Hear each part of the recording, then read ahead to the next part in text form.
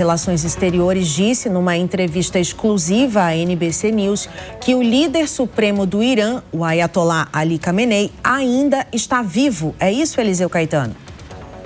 Exatamente, Márcia. Muito bom dia novamente para você, para o Nonato e para todos que acompanham essa transmissão especial, esse Breaking News aqui na programação da Jovem Pan. O líder supremo do Irã, o Ayatollah Ali Khamenei, está vivo. Essas foram as palavras proferidas agora há pouco pelo ministro das Relações Exteriores do Irã, em uma entrevista exclusiva à rede de TV norte-americana NBC News, falando ao vivo do Irã após os ataques conjuntos dos Estados Unidos e de Israel. Abbas Aragach disse que 2 comandantes morreram, mas que altos funcionários do regime sobreviveram, incluindo o chefe do judiciário e o presidente do parlamento. Abre aspas.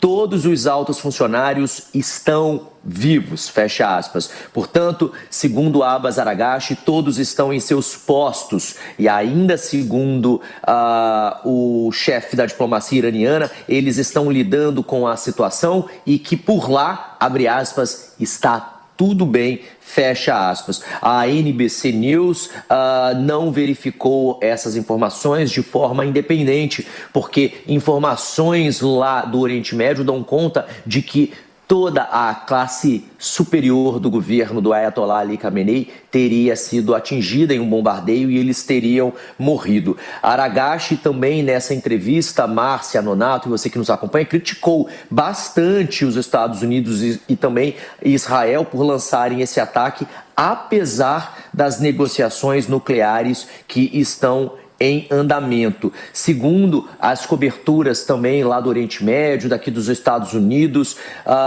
ainda não se tem informação sobre o paradeiro de Ali Khamenei. Por aqui já se há o rumor de que ele teria sido levado pouquíssimos minutos antes do ataque ou até mesmo durante os primeiros ataques para uma área isolada, fora de Teherã, onde estaria protegido. Aliás, ele e a cúpula de seu governo estariam juntos e protegidos, segundo notícias não confirmadas, mas trabalhadas pela imprensa internacional. Então, a gente tem o canal 12 de Israel dizendo que Ali Khamenei teria sido atingido junto com a alta cúpula do governo dele e que eles teriam morrido em um bombardeio. A gente tem o ministro das Relações Exteriores do Irã nesse momento, o Abbas Aragach, dizendo que não, que 2 comandantes de fato sofreram baixas e faleceram, mas que os outros comandantes estão ainda em seus postos e trabalhando normalmente, segundo palavras de Aragach.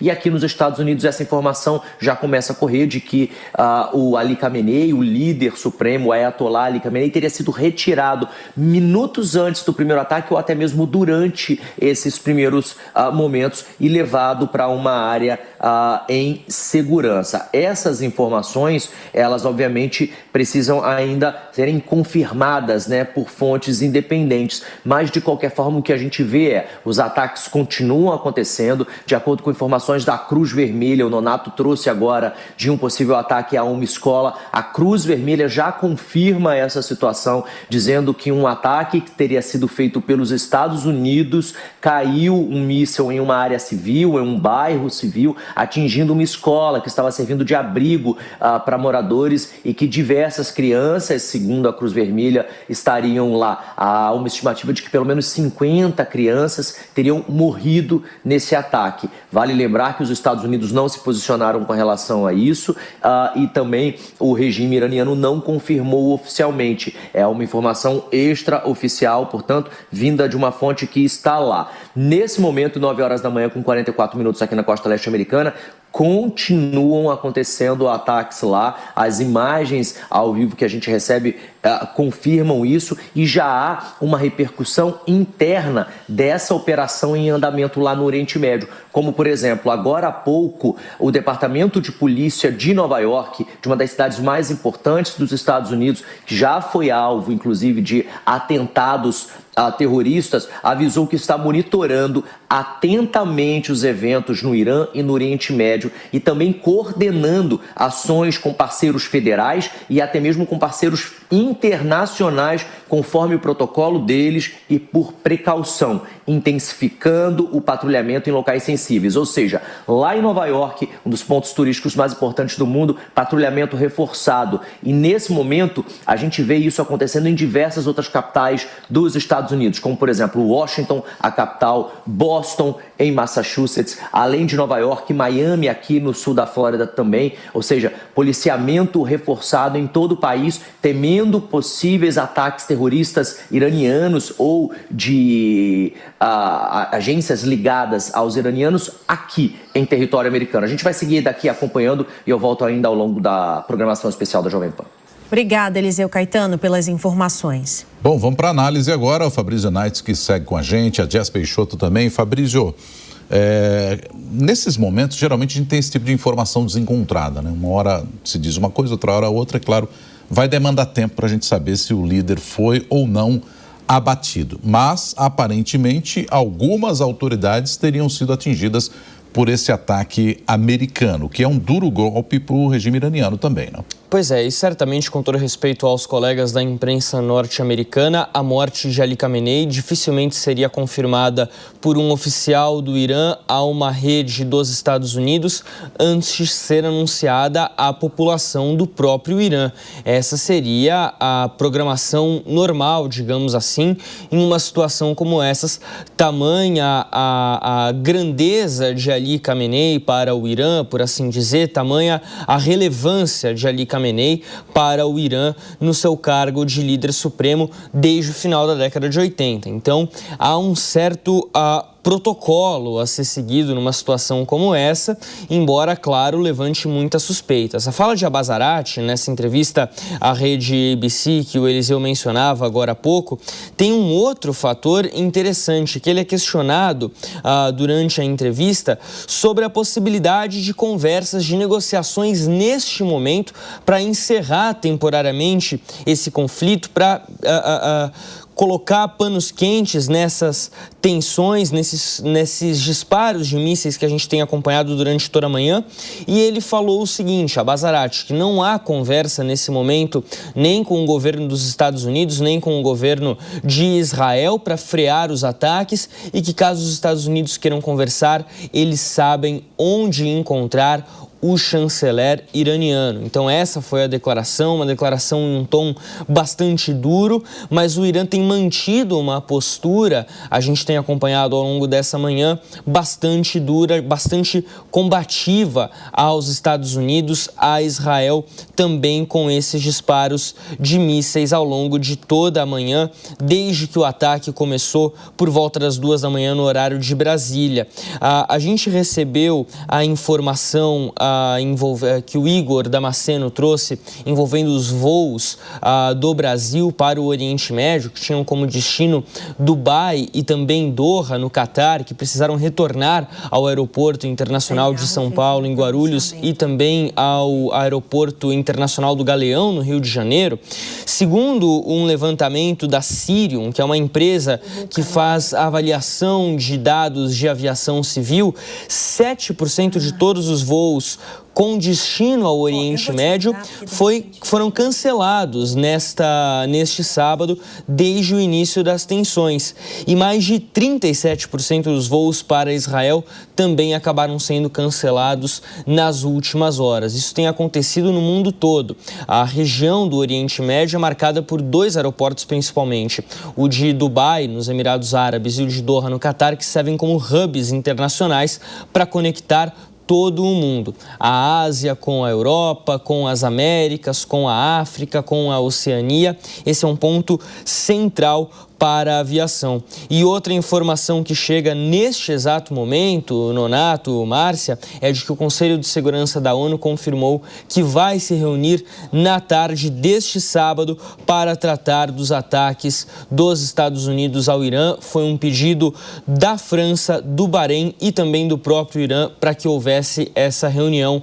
Reunião, então, confirmada já para a tarde de hoje, sábado. A gente também aguarda, claro, o pronunciamento de Donald Trump, que é esperado esperado mais uma vez ao longo do dia. Agora quem se pronunciou foi o primeiro-ministro israelense Benjamin Netanyahu. Ele disse que os iranianos têm agora, abre aspas, oportunidade de estabelecer um Irã novo e livre após ataques de Israel e dos Estados Unidos contra o Irã. Netanyahu afirmou ainda que a ajuda chegou nesse tom de humanidade, né? Que o Israel estaria então ajudando o povo do Irã, claro, também fazendo esse ataque com os Estados Unidos. O ministro da Defesa de Israel, ele declarou também que esse ataque foi preventivo para eliminar ameaças ao Estado israelense. Até agora, o ataque israelense matou 50 meninas numa escola no sul do Irã. São as primeiras informações que chegam. Jess Peixoto, como é que a gente consegue analisar, então, essa fala do primeiro-ministro israelense, numa fala muito mais humanitária, muito mais retórica ao povo israelense do que é uma guerra, né? Muito mais retórica e eu vou até além. Eu acho que nesse conflito, a forma como ele está se desenhando, obviamente Israel é um país que fez ali uma ação em relação à situação toda, em relação ao próprio ataque. É um aliado de primeira ordem contra o Irã dos Estados Unidos desde a sua fundação, mas vamos ser sinceros, os novos personagens que esse ataque está trazendo, eles acabam sendo mais impactantes. A situação de ataque a países do Oriente Médio que são neutros em relação à situação que a gente tem de modificação é muito alta. Então, nós vemos uma diferença muito grande quando a gente olha para o ataque ao Catar, que também aconteceu, Emirados e agora um posicionamento direto da Arábia Saudita. Esse posicionamento direto da Arábia Saudita em relação ao governo dos Emirados, em relação ao Sheikh Mohammed e o príncipe, quando ele faz essa defesa, ele está dizendo que está colocando à disposição para a defesa dos Emirados Árabes. Então, é uma mudança de postura de todo o Oriente Médio. Eu acho que se eu puder fazer uma análise é que finalmente Benjamin Netanyahu conseguiu virar o tabuleiro ali de críticas direcionadas e de críticas até mais contundentes contra o Irã, que está numa situação de atacar todo mundo. Nós sabemos que isso não é bom para ele.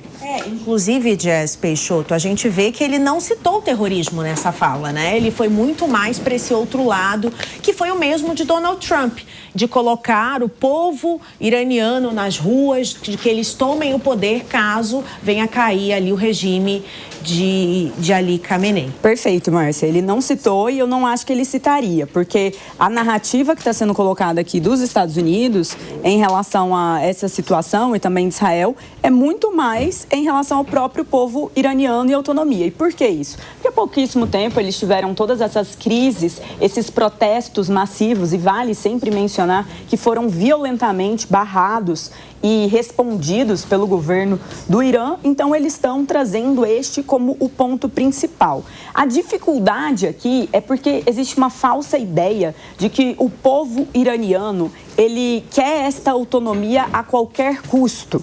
Isso não é uma pergunta ainda respondida em todos os analistas que nós falamos aqui, os especialistas, professores de relações internacionais. A ideia dessa cultura construída, que os Estados Unidos é um grande Satã e que Israel seria o pequeno ali em relação a isso, faz com que o ódio a esses dois países seja muito, mas muito mesmo alto para o povo iraniano. Então, caso a gente não tenha nenhuma confirmação, não sabemos da situação do líder supremo Khamenei, mas caso isso seja confirmado, não necessariamente a resposta da população será um apoio ao ataque. Pode ser um fortalecimento do regime numa narrativa de quebra da soberania e tantos outros fatores. São 11 horas e 54 minutos. Você segue acompanhando uma programação especial voltada a acompanhar de perto os ataques dos Estados Unidos ao Irã.